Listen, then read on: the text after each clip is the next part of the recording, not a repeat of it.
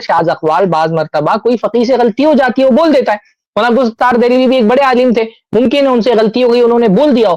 آپ یہ دیکھیں کیا غربا جماعت میں کوئی ہے جو مرغی کی اور انڈی کی قربانی کرتا ہے؟ نہیں کرتے ہیں لوگ قربانی. تو کوئی شاذ قول اگر کسی نے کہہ بھی دیا ہے تو آپ کو حنفیوں کے بھی آپ کو مل جائیں گے, جیسے شیخ کفایت نے بتایا کہ ایک حنبلی عالم سے بھی آپ کو یہ قول مل جائے گا, لیکن حنابلہ کیا وہ نہیں ہے.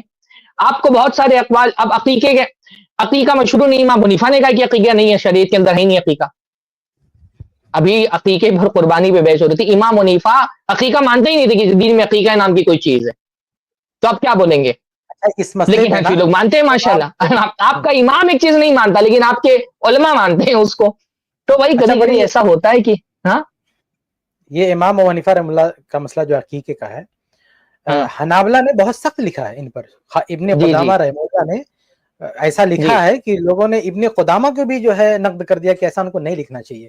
جی جی بہت برا تعلق کیا امام ابو حنیفہ رحمہ اللہ کا. تو ابھی جو آج کل کے حناف ہیں نا وہ اس کی تعویل کرتے ہیں, کہتے ہیں امام ہاں ابو حنیفہ رحمہ اللہ نے وجوب کا انکار کیا ہے, مشروعیت کا ہوں انکار نہیں کیا. ہاں حالانکہ امام ابو حنیفہ رحمہ اللہ کے جو الفاظ ہیں ان کے شاگرد نقل کرتے ہیں, وہ اس کو جاہلیت ہوں کی بات کہتے ہیں, کبھی ہاں نس کی بات کرتے ہیں, تو ان کے الفاظ بہت صریح ہیں, اس کی کوئی گنجائش نہیں. ہاں بلکہ یہ میرے خیال سے اعلاء السنن کے مصنف کون ہیں, انہوں نے تو تاویل وکالت کی ہے کہ اچھا امام ابو ہاں حنیفہ رحمہ اللہ عقیقے کے بالکل قائل نہیں ہے.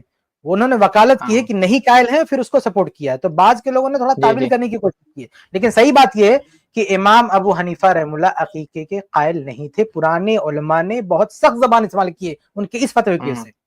اس فتوی کی وجہ ہاں سے جو نرم زبان, جو نرم طبیعت کے نا وہ لوگ بھی گرم ہو گئے, ان کے الفاظ بھی جو ہاں ہے تھوڑا سا سخت ہو گئے ہیں اس مسئلے کی وجہ سے, عقیقے کے مسئلے کی وجہ سے.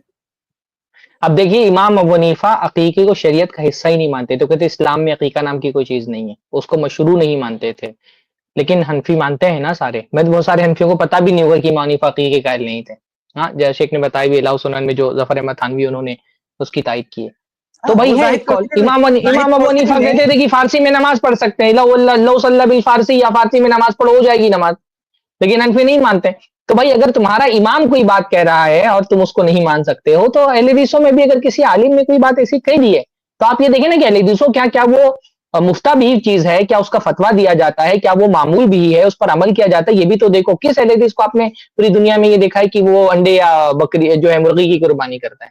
تو بھائی اس طرح کی باتیں, پہلی بات تو نارملی الزام ہوتا ہے, اور اگر کسی عالم نے کہہ بھی دیا ہے تو وہ اس کا ایک